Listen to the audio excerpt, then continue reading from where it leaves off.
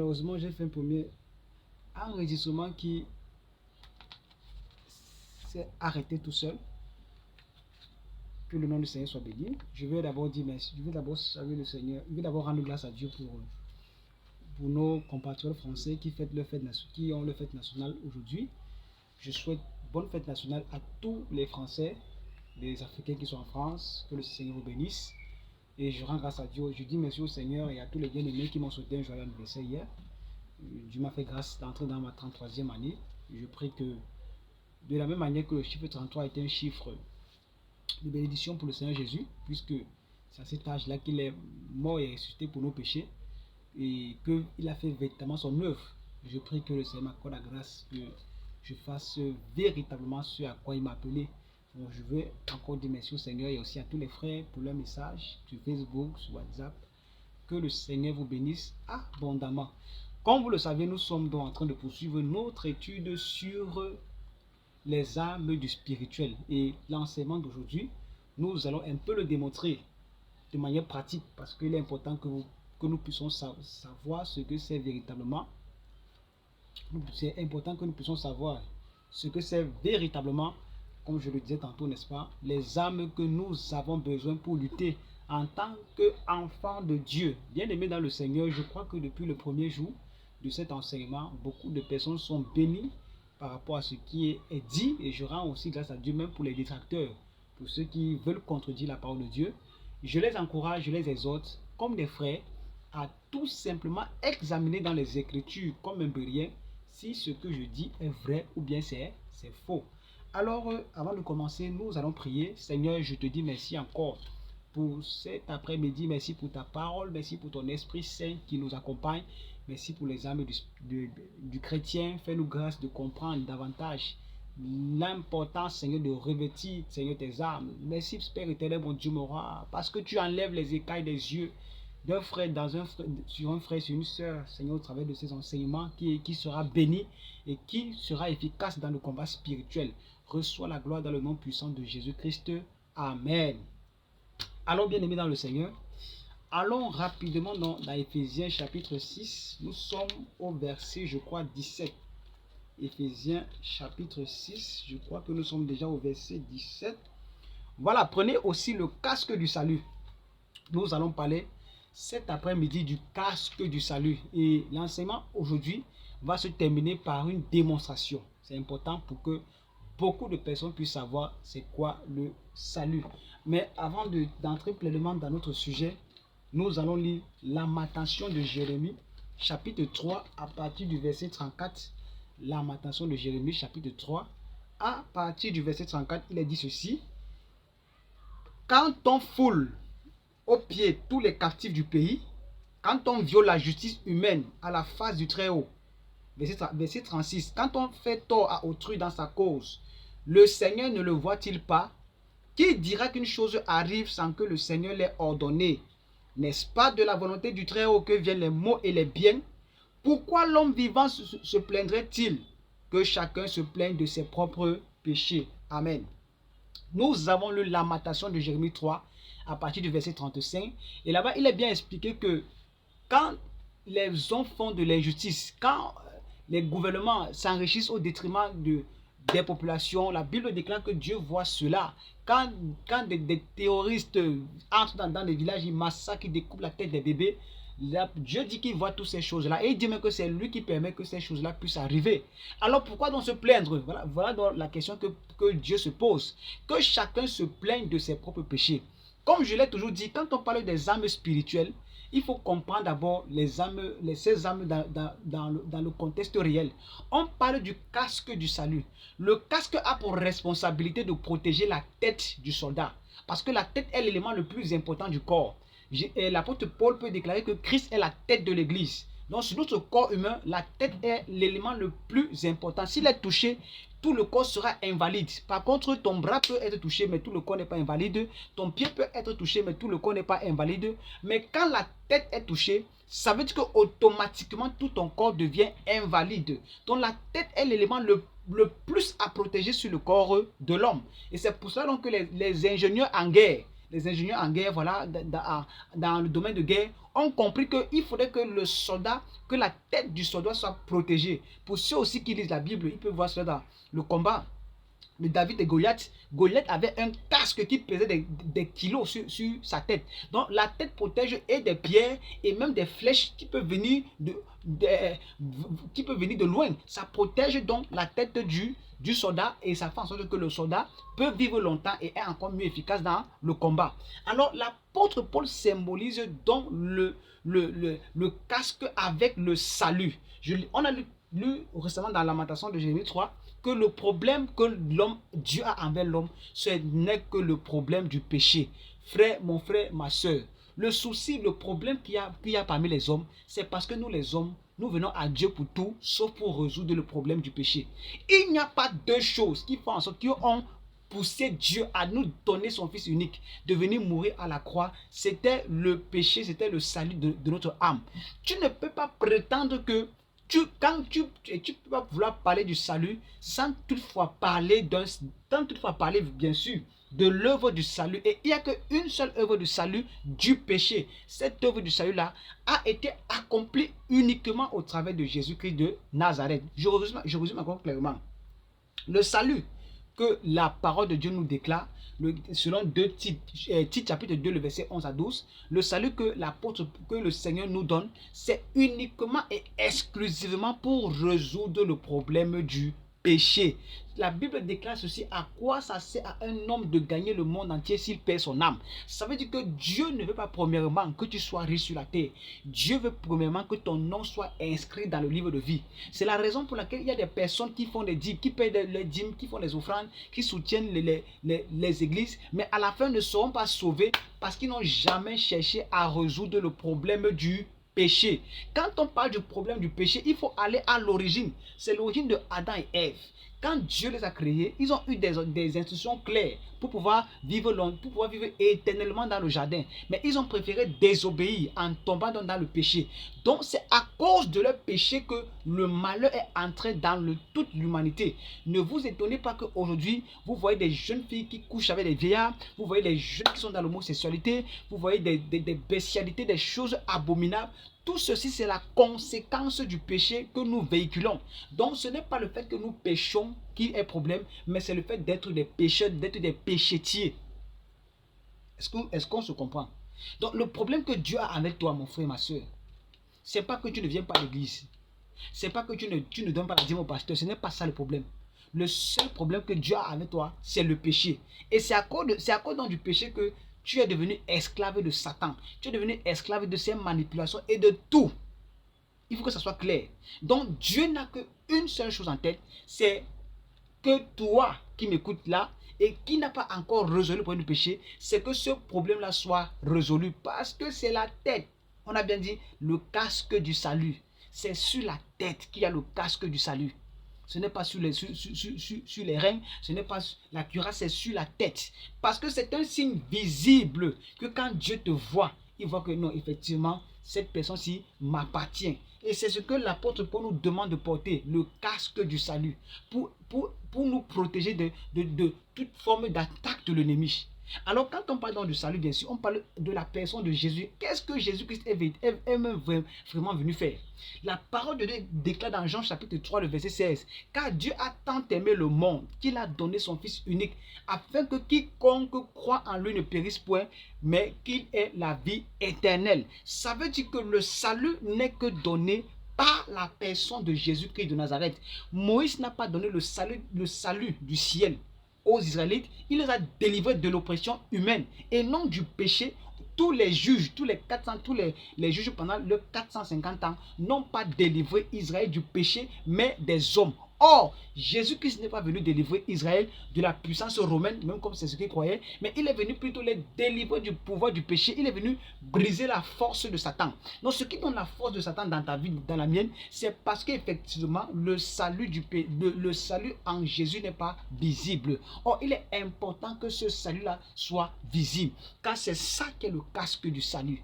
Tu peux aller à l'église, tu peux faire tellement de choses pour Dieu. Mais si tu n'es pas vrai, si tu n'as pas accepté le salut de Jésus-Christ, sache que ta part là, c'est nul et sans effet. Donc Jésus est l'ordonnance que Dieu le médecin a prescrit, que tu dois aller, que tu dois prendre pour être guéri, pour être sauvé. Donc ça ne dépend pas d'un message prophétique, d'un prophète messager que tu suis. Ça ne dépend pas de que non, il faut croire en lui. On ne croit pas à un homme, on croit en la parole de Jésus qui dit que quoi, que celui qui croit au Fils a la vie, celui qui ne croit pas au Fils n'a pas la vie. Donc il faut croire au Fils. Pourquoi? Parce que Jésus-Christ est le seul qui a résolu le problème du péché. La Bible déclare qu'il a quitté son trône de gloire. Il est venu sur la terre. Il a accepté de mourir à la croix pour tes péchés et pour mes péchés. En fait, quand Jésus-Christ mourait à la croix, ce n'était pas seulement lui seul qui mourait, mais c'était toi et moi qui mourions à la croix. C'est pour cela qu'il peut témoigner dans Romains chapitre 6 au travers de Paul. Il dit que sachant que notre vieil homme a été crucifié avec lui pour que nous ne soyons plus esclaves du péché. Dieu veut que tu ne sois plus esclave du péché et c'est pour cela qu'il a résolu le problème du péché. Amen. Maintenant, expliquons. On va maintenant aller de manière démonstrative. Comment est-ce que Dieu, par exemple, a accordé le salut à Adam et Ève. Et de là, maintenant, on va transposer cela à nous. On va expliquer ça clairement.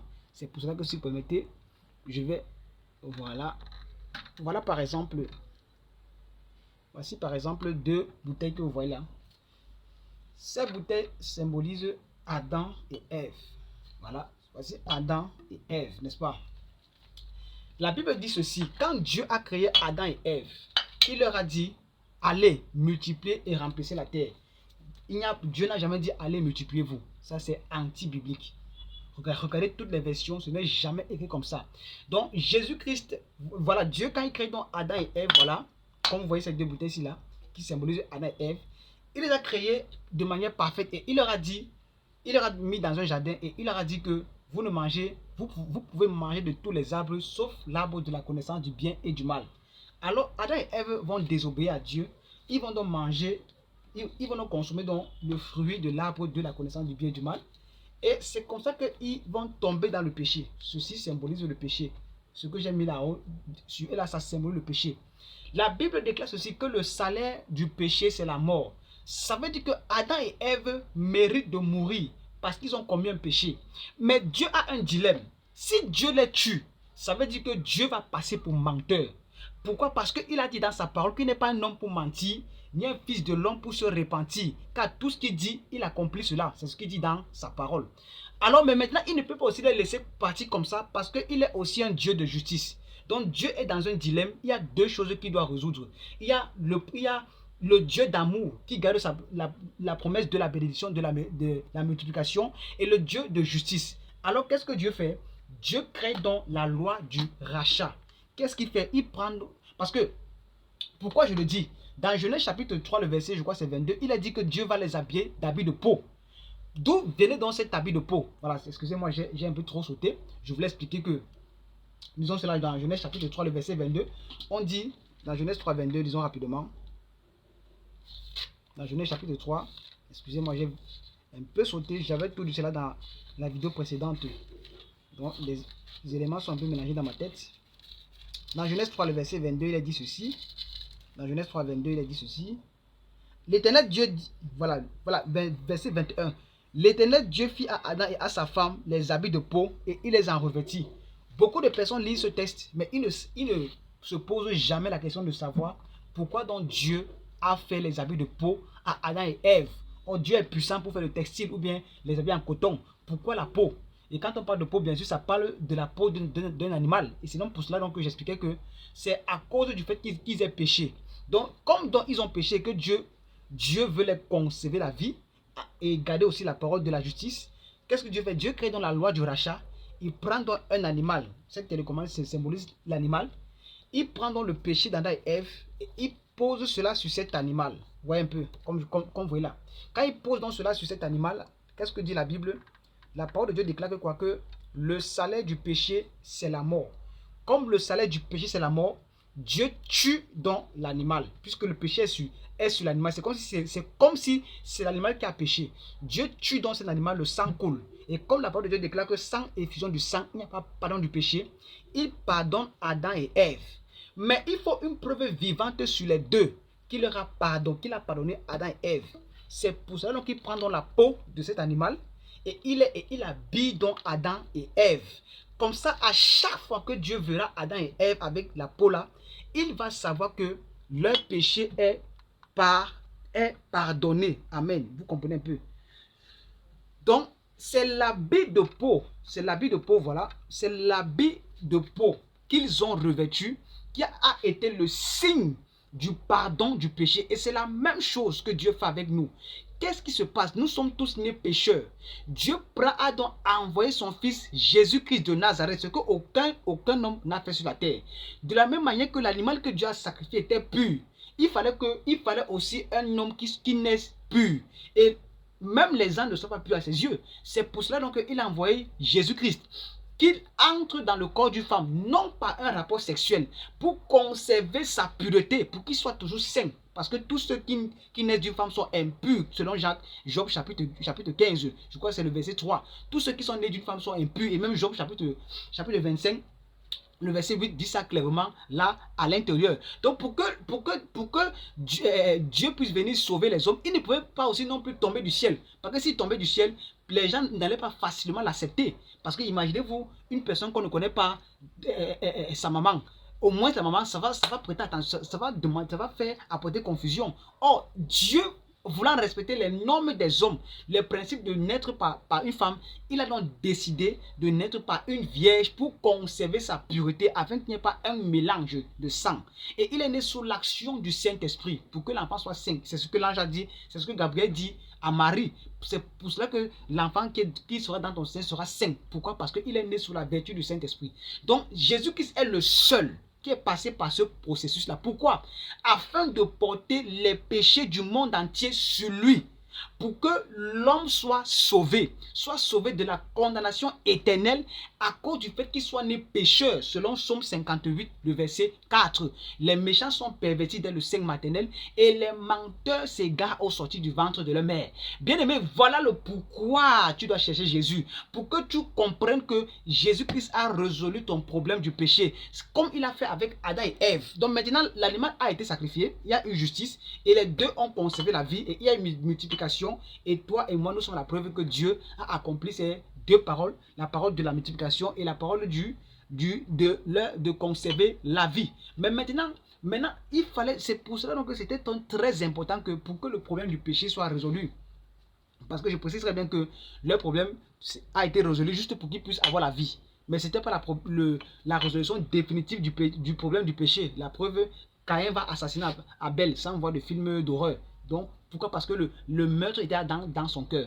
Donc, c'est dans ça que Jésus-Christ est venu à la croix pour accomplir en mourant afin que ton péché et mon péché qui puisse porter cela. C'est pour cela qu'il est dit dans la parole de Dieu, celui qui croit au Fils a la vie. Croire au Fils veut tout simplement croire à son sacrifice à la croix. Je n'ai pas besoin d'avoir été là pour voir, je crois. D'où le terme croire, il faut croire. Il ne faut pas étudier cela. Amen. Il ne faut pas étudier cela, il faut juste croire. Simplement croire en cela. Donc quand tu crois à cela, amen, alors la puissance, voilà, la puissance du Saint-Esprit, la puissance du salut commence à se manifester en toi. Parce que le Saint-Esprit va te convaincre de péché. Il va te faire comprendre que tu es né pécheur et que tu ne mérites pas la grâce de Dieu, selon Romains chapitre 3, le verset 23. Alors maintenant, donc, il te pousse à Christ. D'où Romains chapitre 10, verset 8 à 10. Si tu confesses de ta bouche le Seigneur Jésus et si tu crois dans ton cœur que Dieu l'a ressuscité des morts, alors tu seras sauvé. Donc le salut est la chose la plus importante, elle est vitale pour tous ceux qui se réclament être de Jésus-Christ de Nazareth. Si tu n'as pas expérimenté le salut, tu es toujours païen. Même si tu as fait 20 ans, 25 à l'église, même si tu vas dans une école biblique, la preuve, il y a beaucoup de païens qui sont dans les écoles bibliques et qui sont pasteurs, mais n'ont pas expérimenté la nouvelle naissance. Je prends un cas qui est très simple. Imaginez-vous que vous allez dans une assemblée, vous ne connaissez pas Jésus-Christ de Nazareth, et que dans cette assemblée, le prédicateur, disons le prophète, il vous dit que oh, vous serez un grand serviteur de Dieu. En fait, il commence à déclarer des choses dans vos vies. Mais est-ce que c'est ça la priorité que cette personne a besoin? Cette personne a besoin d'expérimenter la puissance de Dieu. Il a besoin d'expérimenter le salut de Jésus. Alors, supposons que cette personne à qui on a prophétisé qu'il sera un grand serviteur de Dieu, par exemple, et qu'on ne l'enseigne pas sur ce que c'est la nouvelle naissance. Quel est-ce qu'il va enseigner aux gens, même s'il partait dans une école biblique? Et c'est donc ça le danger aujourd'hui. C'est pour ça qu'il y a tellement de faux prophètes comme Branham, comme Kakou Philippe, qui s'auto-proclament être des messies. Et je pose toujours la question à ces adeptes. Il a porté vos péchés quand? Il est mort à la croix pour vos péchés quand? Pour que vous puissiez croire que c'est lui qui soit votre sauveur. Or, Jésus-Christ est le seul qui soit mort à la croix pour sauver non pas seulement les Juifs, mais le monde entier. Car Dieu a tant aimé le monde qu'il a donné son Fils unique afin que quiconque croit en lui ne périsse pas, mais qu'il ait la vie éternelle. Donc la vie éternelle, c'est uniquement en Jésus-Christ de Nazareth. Le salut, c'est uniquement en lui. Le salut, c'est en personne d'autre. Regardez, tous les âmes que nous étudions parlent seulement de Jésus. La ceinture de la vérité, c'est Jésus qui donne. La cuirasse de la justice, c'est Jésus qui donne. Le zèle de l'évangile, c'est Jésus qui donne. Mais quoi encore? Le zèle de l'évangile, le bouclier de la foi, c'est Jésus. Romains chapitre 10, le verset 17. La foi vient de ce qu'on entend, et ce qu'on entend vient de la parole de Dieu. Et encore le casque du salut, c'est Jésus. C'est pour cela que les apôtres n'ont que parlé de Jésus matin, midi, soir, et non de rien d'autre. Parce qu'un homme ne peut pas sauver un homme. Mon ami, mon cher ami, toi qui penses que Kakou peut te sauver, tu dois le fuir, c'est un menteur. Toi qui penses que c'est en mettant les photos de Branham chez toi que tu seras sauvé, sache que c'est du pur mensonge. Tu n'as que besoin de Jésus-Christ. Il n'y a de salut à aucun autre nom si ce n'est que le nom de Jésus-Christ. Jésus a résolu le problème du péché une fois pour toutes.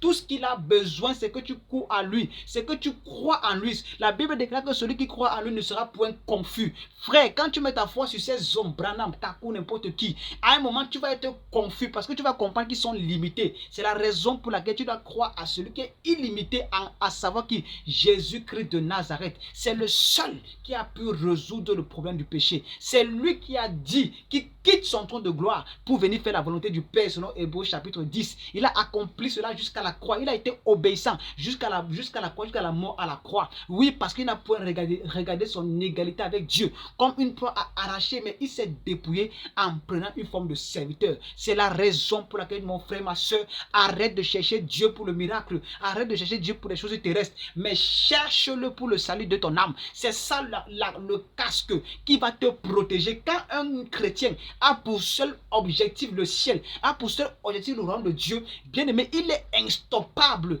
Il ne peut pas tomber parce qu'il a compris le principe de Matthieu 6,33. Cherche premièrement le royaume des cieux et sa justice, et toutes ces choses te seront données par-dessus tout. Oh mon frère bien-aimé, arrête ma soeur de chercher, de partir importuner le pasteur parce que tu veux le mariage. Si tu as le mariage et que tu n'as pas le salut, cela va donc te servir à quoi? Si tu as le travail et que tu n'as pas le salut, cela va te servir à quoi? Oui, même si tu dis que oui, je paye mes dîmes, ça parle pour moi, bien-aimé, ce n'est pas suffisant. Dieu n'est pas mort à la croix pour les dîmes, les offrandes ou bien pour ton argent. Il est mort à la croix pour que tu sois sauvé, pour que tu sois délivré de la puissance du péché. Et il a brisé à la croix la puissance du péché afin que toi et moi nous soyons sauvés. C'est la raison pour laquelle tu dois supplier, tu dois dire: Seigneur, j'ai besoin de ce salut. Accorde-moi la grâce, Seigneur, de comprendre, d'expérimenter ton salut. Oh, quand je l'ai expérimenté en 2005, ma vie a complètement changé. Je prie pour toi cet après-midi que le Seigneur t'accorde la grâce, que tu puisses expérimenter le salut de Jésus, car il n'y a aucun nom qui a été donné aux hommes par lesquels nous devons être sauvés, si ce n'est que le nom du Seigneur Jésus. Que le Seigneur te bénisse, que le Seigneur t'accorde la grâce vraiment de porter le casque du salut et de fuir tout autre faux salut, car ces saluts ne peuvent pas te sauver, mais Jésus que seul peut te sauver. Que Dieu te bénisse. Shalom, shalom, shalom.